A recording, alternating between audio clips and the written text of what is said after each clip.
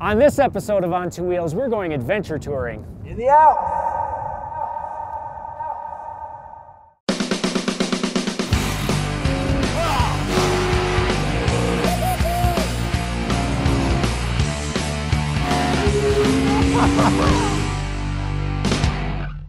This is Motorcyclist Test Ride in conjunction with Edelweiss Bike Travel. We brought along 10 lucky readers, gathered 8 exciting adventure touring motorcycles, and we're spending the next 5 days riding through 4 countries.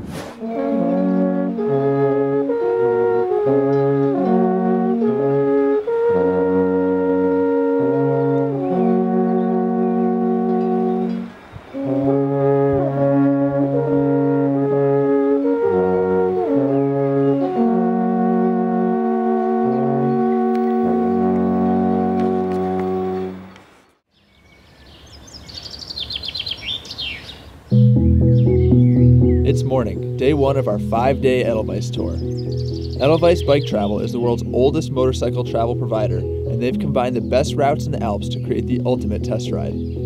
Our journey begins in Seefeld, Austria, at the northern edge of the Alps. Before us is a fleet of brand new adventure bikes that we have the pleasure of flogging for the next 5 days. The team gathers following breakfast for a briefing led by veteran Edelweiss guide Christian Preining. He plots our route and briefs us on some of the local history before we head out. Edelweiss has just renewed their fleet, providing us with new or updated machines to ride. This week, we have 8 motorcycles to test.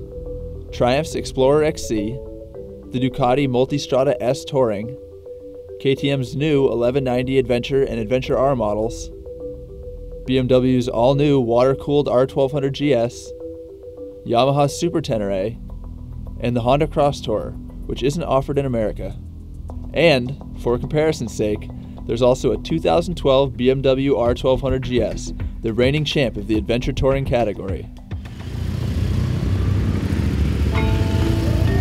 The first leg of our tour takes us north from Seefeld, passing into Germany briefly before returning to Austria to ride through the Namlos Valley and over the Hottenjoch Pass to our lunch spot in Holzzeiten, where we get our first taste of traditional schnitzel and our first opportunity to discuss the bikes.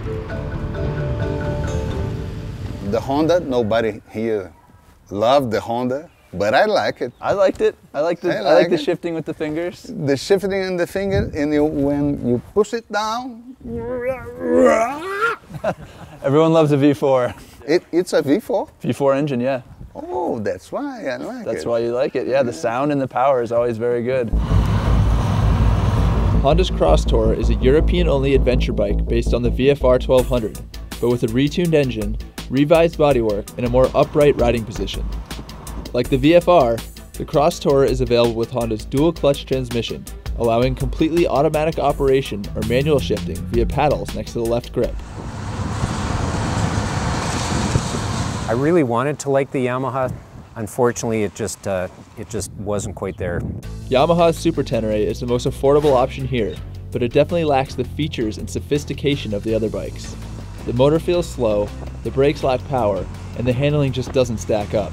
If I would have ridden it out of a dealer's showroom, I probably would have thought it was a great bike. Riding the other bikes back to back with it, it doesn't quite make the grade along with the rest of the bikes. The Yamaha didn't stir anyone's emotions, but many of the other bikes did. The Ducati, the Multistrada, I was very excited to drive. You know, it was a difficult bike to ride, but it's just raw power. Snap the throttle and the thing just goes. The Multistrada's sporty feel comes by way of a narrow, taut chassis and a superbike-derived Testastrada V-twin engine that puts down a claimed 150 horsepower. This is a highly tuned, high-strung adventure bike. It's just tough though. The KTM is pretty sporty too. The KTM was just a blast. The clutch, the gearbox, that were just silky. They were the best clutch and gearbox out of the batch. And then the handling was easy, and you could change lines mid-corner at will. Nothing came out to bite you either. Like the Multistrada, the KTM Adventure and more off-road oriented R model are powered by a big bore V-twin. This one pulled from KTM's RC8R Superbike. KTM is renowned for their off-road machines, so it's not surprising that the Adventures function and feel like oversized dirt bikes. Would you feel comfortable taking any of these bikes off-road? Definitely the KTM, no problem. Not the Ducati. Pretty much the BMW and the KTM, yeah. Everything else, they're just too compromised. They're really street bikes in disguise. It's early in the tour, but the Alps are an excellent testing ground, and certain bikes are already beginning to stand out.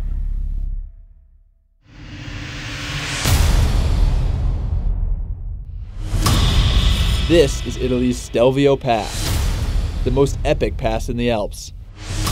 48 switchbacks climb to an 8,800-foot summit. When I saw the photograph on the folder, I said, oh, amazing, I have to go, I have to go, I have to go.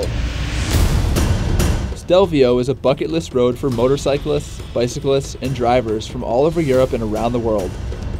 Switchbacks and straightaways, that pretty much sums up Stelvio. Strong acceleration, powerful brakes, and excellent slow-speed steering are the key to a quick ascent.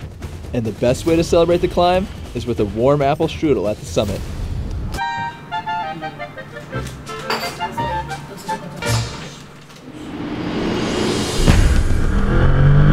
Coming up the Stelvio or some of the other tight passes with the tight switchbacks, the KTM and the Ducati just absolutely hooked those corners, and you could drive out of them with total confidence.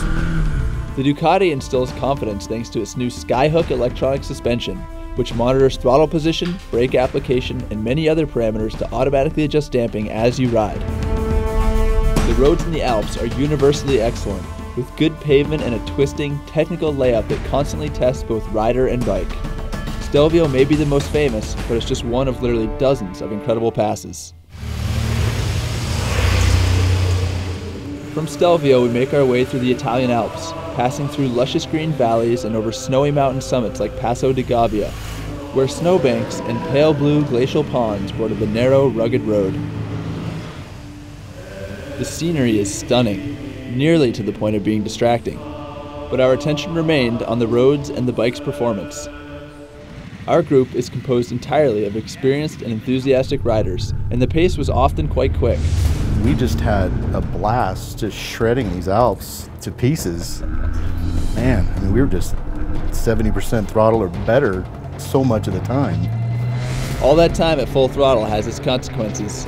We didn't get any speeding tickets, but we did lose 2 of our GoPros off a bike.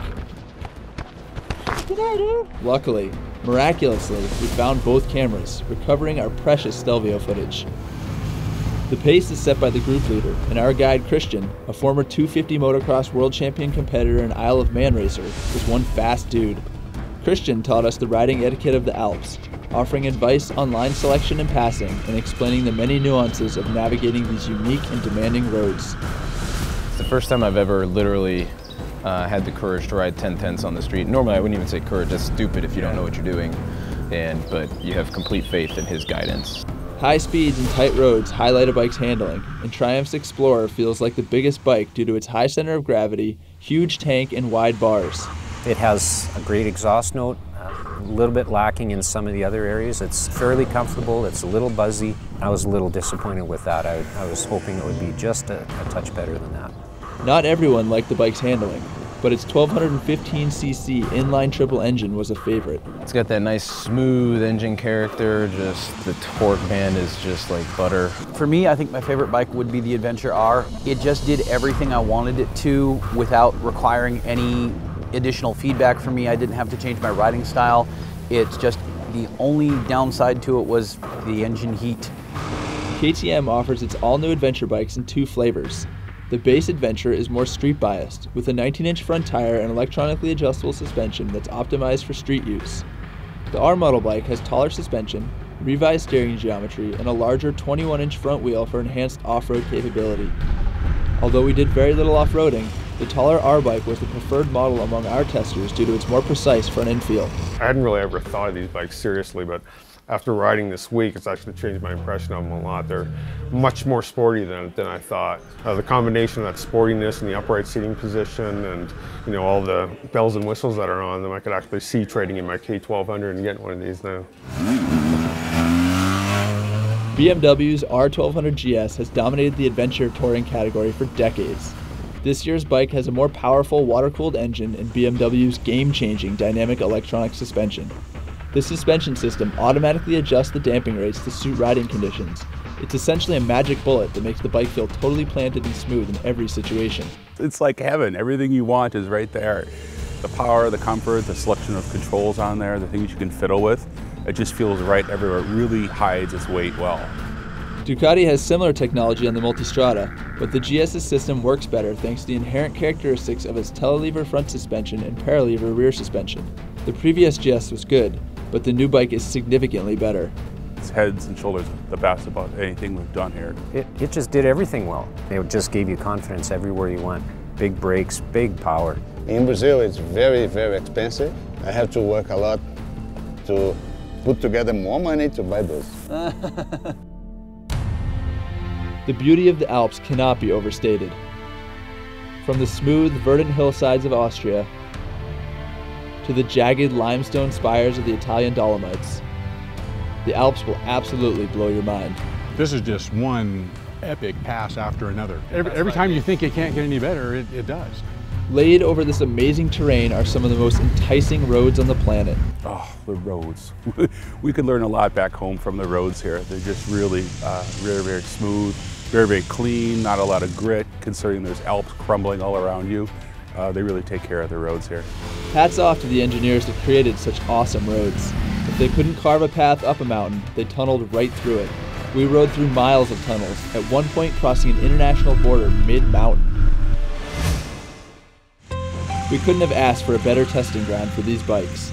Everyone had a blast and came away with a deep understanding of each bike's strengths and weaknesses. Being able to ride these machines back to back for days on end in an environment like this was priceless. Well, this was a trip of a lifetime for us. We've been talking about this since we started dating over 30 years ago, and always wanted to come here, always wanted to ride motorcycles in the Alps. This was a dream come true. Yeah.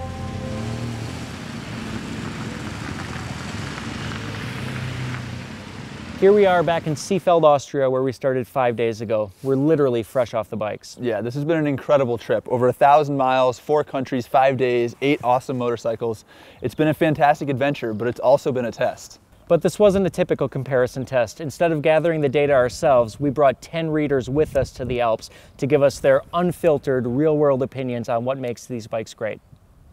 We started with 8 bikes, but even by the end of the first day, it was clear that 3 of them had risen to the top. Absolutely. Ducati's Multistrada is undeniably the sport bike of the bunch. This thing is crazy powerful, but it wants to be ridden hard and fast. Not surprisingly, KTM's all-new 1190 Adventure is the dirt bike of the bunch. It feels like a dirt bike as soon as you get on it. Really light, really responsive, and a lot of fun to ride in the technical stuff. But the bike that combines both those attributes and so much more has got to be BMW's 2013 R1200 GS. This bike is all new this year, liquid-cooled boxer engine for the first time. It's smoother, more powerful, and more responsive than ever before. And this bike handles any road. I mean, it rails. And that's because BMW has updated its unique chassis with dynamic electronic suspension that automatically adjusts to any surface. Doesn't matter if you're looking for a sport bike, a dirt bike, a touring bike, or a good urban commuter, BMW's GS really excels in any condition. Thanks for tagging along with us through the Alps. Of course, a big thanks to Edelweiss Bike Travel for putting together an amazing trip, and also a thanks to our readers for helping us do our job. Check back next time. I'm Dan Watson, I'm from Denver, Colorado. I'm Heidi Gish, I'm from Shingle Springs, California. Steve Gish, Shingle Springs, California. Dave Plannert from Abbotsford, BC, Canada. And Ruth Plannert from Abbotsford, BC. My name's Jeremy Piner. I'm from Napa, California. My name is Mike Harris. I'm living just outside of Philadelphia in Westchester, but I was actually born in Canada, so I've been in the States now since '97. My name is Daniel Deeb, 46 years old, and I live in Carver, Minnesota. My name is Tony Deeb. I'm 44 and I live in Lomita, California. Augusto Filadelfo, Rio de Janeiro, Brasil. Thank you. All right. In Portuguese, I can say Augusto Filadelfo, Rio de Janeiro, Brazil. Oh man. If you prefer.